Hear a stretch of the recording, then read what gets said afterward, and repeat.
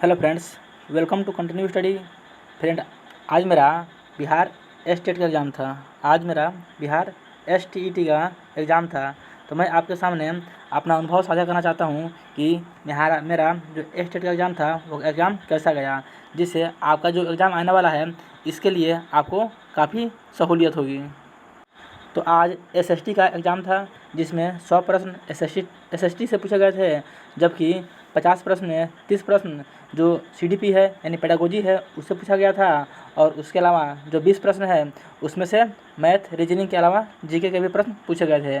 तो हम लोग इस वीडियो के अंत में एनालिसिस करेंगे कि किस प्रकार के कहाँ से क्वेश्चन आए थे। सबसे पहले इसमें हम लोग 100 से अधिक प्रश्न जो है उसको नोट किए हैं। आज हम लोग इस 100 से अधिक प्रश्न को देखेंगे, जो आपके आने वाले एग्ज़ाम के लिए बहुत ही महत्वपूर्ण होने वाला है। इसमें जो प्रश्न लिया गया है वह एक्यूरेट जो प्रश्न है वह स्टेट में पूछा हुआ ही प्रश्न है। जब हम लोग घर आ रहे थे उस समय ट्रेन में बहुत सारे विद्यार्थी थे जो आपस में चर्चा कर रहे थे इस प्रश्न के बारे में। तो हमने उन सभी प्रश्नों को नोट कर लिया है, जिसमें लगभग 100 से अधिक प्रश्न हो गए हैं।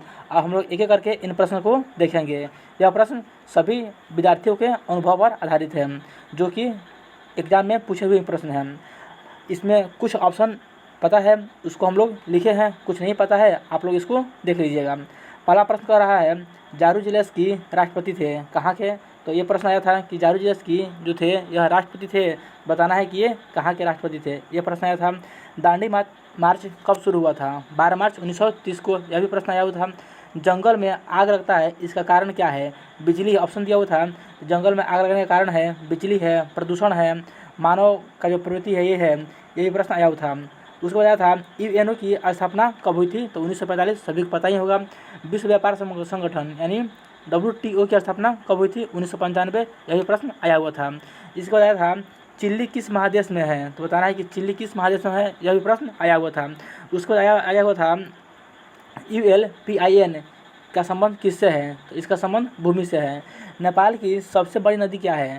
तो नेपाल की सबसे बड़ी नदी कर्णाली नदी, यह ऑप्शन में था। सोन था, गंडक नदी था, उसके बाद से घाघरा नदी था। अगला प्रश्न कर रहा है, तिथे क्या था? ये तो आपके बुक का जो है वह प्रश्न है। यह एक धार्मिक कर था। उसके बाद प्रश्न था, बिहार की सबसे पुरानी जो परियोजना है वो कौन है? तो सोन परियोजना, ये सभी को पता ही होगा। अगला प्रश्न था, लक्ष्मी सागर झील कहाँ है? उसके बाद था, संयुक्त राष्ट्र संघ है उसमें आधिकारिक भाषा कितनी है? यह भी प्रश्न था। उसके बाद से था, भरतपुर जो अभयारण्य है वह किस राज्य में है? धुआंधार जलप्रपात है वह किस राज्य में है? एशियाई शेर के लिए कौन सा जो राष्ट्रीय उद्यान है वह प्रसिद्ध है? सर्वाधिक कोयला किस राज्य में होता है? यह भी प्रश्न था। सर्वाधिक सिंचाई वाला जिला कौन सा है? बिहार के संदर्भ में बताना था। बॉक्साइट किससे प्राप्त होता है? ये सभी को पता ही होगा, एल्युमिनियम से। यह भी प्रश्न था। किश्तवाड़ जो राष्ट्रीय उद्यान है इसकी स्थापना कब हुई थी? संयुक्त राष्ट्र के महासचिव का कार्यकाल कितने वर्ष का होता है? यह भी प्रश्न आया था। पर्वत, नदी, पहाड़ का जो मानचित्र है वह किस प्रकार का मानचित्र है? तो भौतिक मानचित्र। ये भी सभी को पता ही होगा। उसके बाद था, G77 यानी G77 की स्थापना कब हुई थी? पर्वतीय क्षेत्र में कौन वृक्ष पाए जाते हैं? यह भी प्रश्न था। ऑप्शन दिया था, चंदन दिया था, शीशम दिया था, सागौन दिया था, ऐसे ही ऑप्शन दिया हुआ था। भारत में विश्व की जनसंख्या कितनी है? यानी विश्व की जनसंख्या में भारत का कितना प्रतिशत योगदान है? तो 17.5%। कांडला बंदरगाह कहाँ स्थित है? यह भी प्रश्न आया हुआ था। छत पर वर्षा का जल का संरक्षण क्या कहलाता है? किस प्रकार का संरक्षण है? यही प्रश्न था। वैश्वीकरण को सबसे कम विकास किस क्षेत्र में हुआ था? यानी बताना था कि वैश्वीकरण के कारण जो भारत में सबसे कम किस क्षेत्र में विकास हुआ वैश्वीकरण के संबंध में? ऑप्शन था सेवा था, कृषि था, मिश्रित था। उसके बाद था, प्रथम धर्मनिरपेक्ष की स्थापना किस राज्य में हुई थी? यानी कहाँ पर हुआ था? अमेरिका ऑप्शन में दिया हुआ था। एकल संक्रमणीय द्वारा चुनाव होता है, किसका चुनाव होता है? एकल संक्रमणीय द्वारा। यही प्रश्न था। श्रीलंका को आज़ादी कब मिली? यह प्रश्न था। यह BPSC TRE में पूछा हुआ प्रश्न था। उसके बाद से था, सर्वाधिक वन विस्तार किस राज्य में है? भारत के किस राज्य में है? मध्य प्रदेश ऑप्शन में दिया हुआ था। उसके बाद था, ओलंपिक खेल का विरोध नस्ल के आधार पर कहाँ किया गया था? यह भी प्रश्न दिया हुआ था। ऑप्शन दिया हुआ था, फिनलैंड दिया था, मेक्सिको दिया था। अमेरिका को स्वतंत्रता मिला, तो बताना था कि अमेरिका को स्वतंत्रता किसके विरुद्ध मिला? तो अमेरिका को स्वतंत्रता पेरिस संधि के कारण मिला। उसके बाद अगला प्रश्न था, हजीरा, विजय, जगदीशपुर जो पाइपलाइन है वह किस राज्य से नहीं गुजरती है? तो बताना है कि किस राज्य से नहीं गुजरती है। ऑप्शन में था मध्य प्रदेश, उत्तर प्रदेश, महाराष्ट्र, गुजरात। उसके बाद प्रश्न था महिलाओं को 50% जो आरक्षण है वो कहाँ दिया गया है? यह प्रश्न 2 बार रिपीट किया हुआ था। यह पंचायती राज में इसकी व्यवस्था किया गया है कि महिलाओं को 50% आरक्षण दिया गया है। सबसे अच्छा मापक विधि क्या है? ऑप्शन दिया हुआ था भिन्न था, आरेख था और ऐसा करके 2 ऑप्शन दिया हुआ था। जर्मनी की मुद्रा क्या थी? क्या है नहीं क्या थी? रूबल था, पाउंड था, डॉलर था, एक कार्ले शायद था, ऐसे करके प्रश्न दिया हुआ था। प्रथम विश्व युद्ध में 1917 में कौन अलग हो गया? तो रूस था, फ्रांस था, ऐसे करके कुछ ऑप्शन दिया हुआ था। न्यू डील था किस अमेरिकी राष्ट्रपति के समय में पारित हुआ था? यह भी प्रश्न था, शायद इसका आंसर रूजवेल्ट हो जाएगा। उसके बाद था प्रथम बार विश्व का चक्कर किसने लगाया? ऑप्शन में मैगेलन भी था। कह रहा है तारिक दाऊद ख्वाजा के लेखक कौन थे? जर्मनी एवं पोल्स के बंटवारा से संबंधित भी एक प्रश्न आया था। बताना था कि पेय पदार्थ कौन सा फसल है? तो दिया हुआ था चाय था, गेहूँ था, मक्का था, ऐसे करके दिया हुआ था। तो उसमें चाय इसका सही आंसर हो जाएगा। भारत में अगला प्रश्न था विस्तार में भारत का स्थान है। इसमें दिया हुआ था कि वन विस्तार में, छूट गया है यहाँ पे, क्या होगा यहाँ पे वन होगा। वन विस्तार में भारत का विश्व में कौन सा स्थान है? तो इसलिए 10वां स्थान है, ज्योग्राफी का बुक में दिया हुआ है। उसके बाद था समुद्री जो दूरी होता है वो कितना किलोमीटर का होता है? तो 20 नॉटिकल माइल। यही भी आपके बुक का प्रश्न है, यही प्रश्न था। सुप्रीम कोर्ट का जो न्यायाधीश होते हैं उनकी नियुक्ति कौन करता है? राष्ट्रपति। यह भी था प्रश्न। चुनाव आयोग का कार्यकाल कितने वर्ष का होता है? तो 6 वर्ष का ये है या 65 वर्ष की आयु तक होता है। संयुक्त राष्ट्र का अस्थायी मुख्यालय कहाँ है? ये बताना था।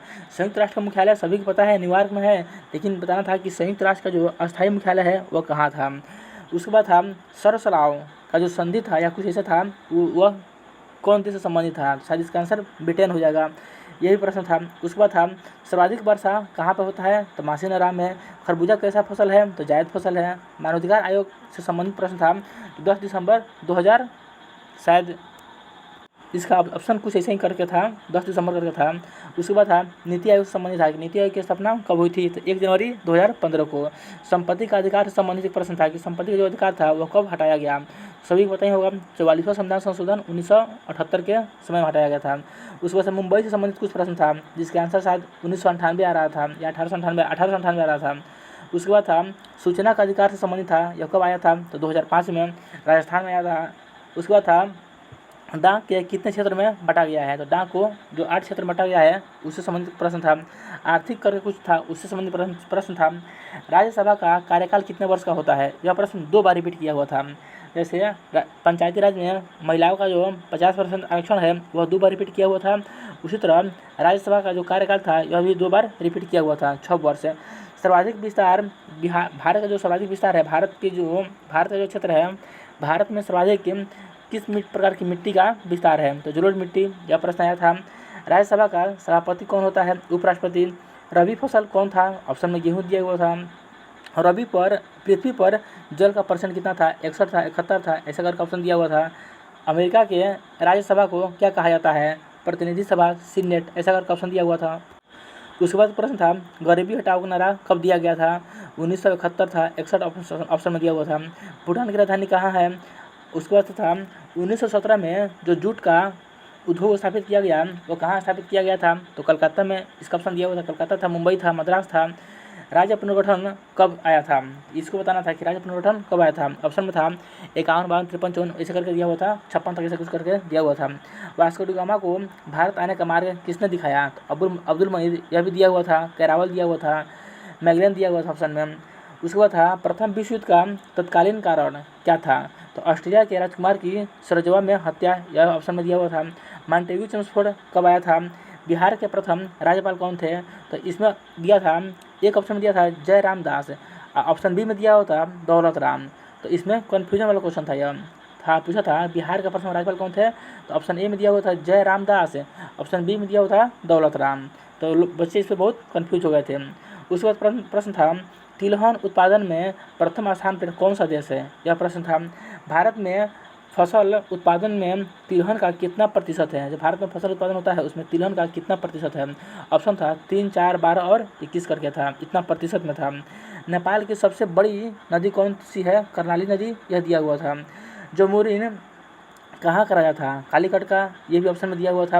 हंसुआ और हथौड़ा चुनाव चिन्ह किसका था? तो भाजपा, कांग्रेस, सपा और भाकपा, ये ऑप्शन में दिया हुआ था।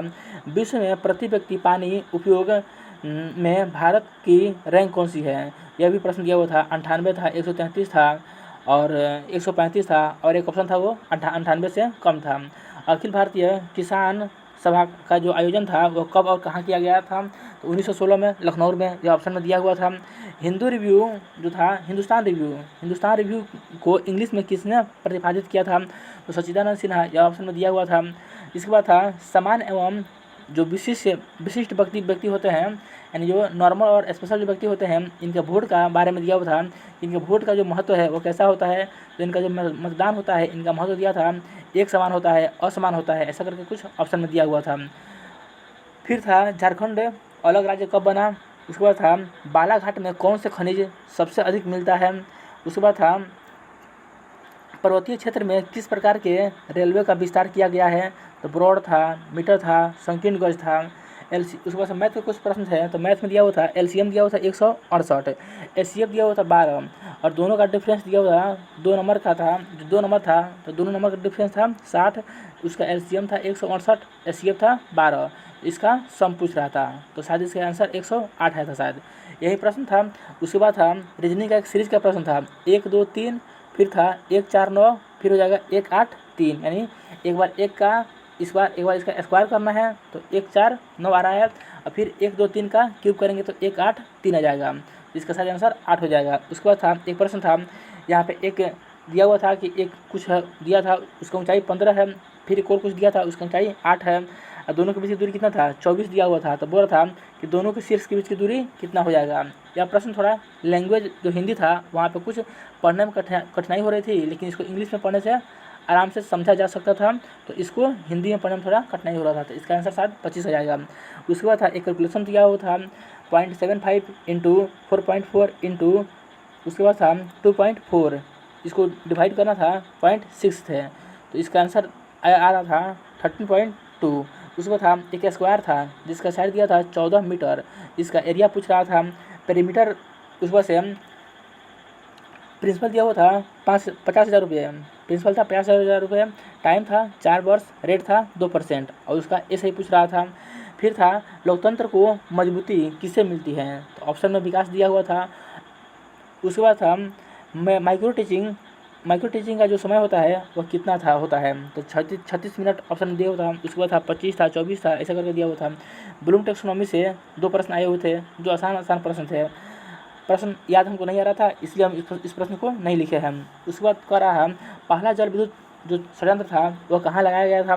ये आपके ज्योग्राफी के NCERT की किताब में है, बिहार बोर्ड का जो किताब चलता है उसके ज्योग्राफी की किताब में है, तो दार्जिलिंग इसका सही हो जाएगा। ठोस कचरा से संबंधित एक प्रश्न था। उसके बाद था इंग्लैंड में देश के जो मताधिकार है वो कब दिया गया? तो 1928 में यह प्रश्न में था, ऑप्शन में था। उसके बाद जनसंख्या से संबंधित एक प्रश्न आया था। फिर आया था भारत का क्षेत्रफल कितना है? तो 32.8 लाख करोड़ हो जाएगा। इसके बाद से था 32.8 वर्ग मीटर हो जाएगा। उसके बाद से था वर्ग मीटर या किलोमीटर हो जाएगा, जो भी हो जाएगा, यह भी प्रश्न था। ऑप्शन में 32.8 दिया हुआ था। उसके बाद से था मौलिक अधिकार से संबंधित था कि कौन मौलिक अधिकार नहीं है? तो माता पिता का संपत्ति से बंटवारा करना यह मौलिक अधिकार नहीं था। शिक्षक का व्यवहार कैसा होना चाहिए? यह CDP का प्रश्न था। शिक्षक के व्यवहार से 2-3 प्रश्न आए थे, तो शिक्षक का व्यवहार कैसा होना चाहिए? दोस्त जैसा, समाज जैसा, ऐसे करके ऑप्शन दिया हुआ था। अधिगम क्या है? तो बताना ठीक, अधिगम क्या है? सतत प्रक्रिया है, व्यवहार में होने वाली परिवर्तन है, ऐसा करके ऑप्शन दिया हुआ था। और बहुत सारे प्रश्न दिया हुआ था, इनमें से सभी आंसर हो जाएगा।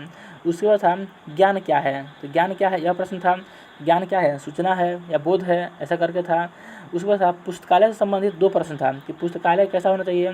तो भौतिक होता है या डिजिटल होता है, पुस्तकालय से क्या संबंधित नहीं है, यानी पुस्तकालय से संबंधित 2 प्रश्न था। उसके बाद था आपका ब्रेन स्टॉर्मिंग से एक प्रश्न था।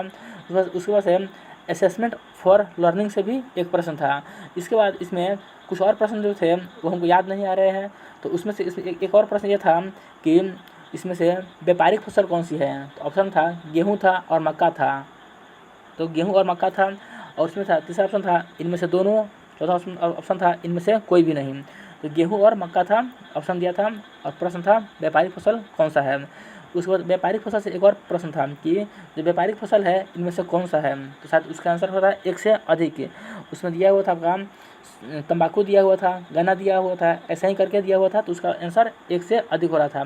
फिर एक और प्रश्न था जिसमें दिया हुआ था कि प्राथमिक क्षेत्र में कौन सा आता है, कृषि था, मत्स्य पालन था, खनन था, ऐसा करके कुछ ऑप्शन उसका दिया हुआ था। यानी अगर हम लोग इसका कंक्लूजन निकालें तो इसका कंक्लूजन ये हो जाएगा कि सीडीपी का जो प्रश्न था वह वन लाइनर प्रश्न था। सीडीपी का जो प्रश्न था बहुत ही आसान प्रश्न थे। इसमें 1 से 2 प्रश्न ऐसे थे जो फैक्ट पे आधारित थे, लेकिन सारे प्रश्न क्या थे, पेडागोजिकल टाइप के थे, जो आप आराम से सोच समझ के अपने दिमाग से बना सकते थे। 30 प्रश्न तो था वो सेक्शन ए में था और यह वन लाइनर प्रश्न था। इसमें 2-4 प्रश्न ऐसे होंगे जो 2 लाइन में प्रश्न हुआ होगा, नहीं तो 4-5 सेंटेंस में ही प्रश्न खत्म हो जा रहे थे। बहुत छोटा छोटा प्रश्न दे रहा था, तो ये पेडागोजी टाइप का प्रश्न था। उसके बाद है जो 20 नंबर का मिसलेनियस है, इसमें 5 क्वेश्चन लगभग मैथ आपके और रीजनिंग थे, जो हमने आपको ऊपर बताया है। बस ज़्यादा प्रश्न नहीं थे, 5 ही प्रश्न आपके मैथ और रीजनिंग से थे। बाकी जो 15 प्रश्न थे वह जीएस से संबंधित प्रश्न थे, जो बहुत ही आसान जीएस थे। उसके बाद कह रहा है जो आपका सब्जेक्ट था एसएसटी, तो एसएसटी से आपका हिस्ट्री था, ज्योग्राफी था और पॉलिटिकल था। जो आपके सिलेबस में दिया हुआ है हिस्ट्री, ज्योग्राफी और पॉलिटिकल, उसी से संबंधित 100 प्रश्न थे। और यह प्रश्न भी आपके जो 9th और 10th का जो क्लास का जो बुक है उसी से संबंधित प्रश्न थे। ऐसा हमको अभी तक देखने को नहीं मिला कि कोई भी प्रश्न ऐसा था जो उस बुक से बाहर का था। तो आप लोग इसी बुक का प्रैक्टिस कीजिए और इसी बुक को पढ़ के जाइए, जो आपके एग्ज़ाम के लिए बहुत ही फ़ायदेमंद होने वाला है। सारे प्रश्न इसी बुक से संबंधित थे। तो फ्रेंड, यही आज के इस एग्ज़ाम का जो एनालिसिस था वो आपके सामने हमने रखा है। ये सारे प्रश्न किसी एक व्यक्ति द्वारा करेक्ट नहीं किया गया है। जब हम लोग ट्रेन में आ रहे थे तो उसमें बहुत से विद्यार्थी थे, जो एक डब्बा था ट्रेन का बोगी, उसमें सभी लगभग यही एग्ज़ाम देकर आ रहे थे विद्यार्थी। तो वो आपस में चर्चा कर रहे थे, तो हम उनसे प्रश्न पूछ कर लिख लिए, जिससे आपके आने वाले एग्ज़ाम के लिए थोड़ी सी आपको सहूलियत मिल जाएगी।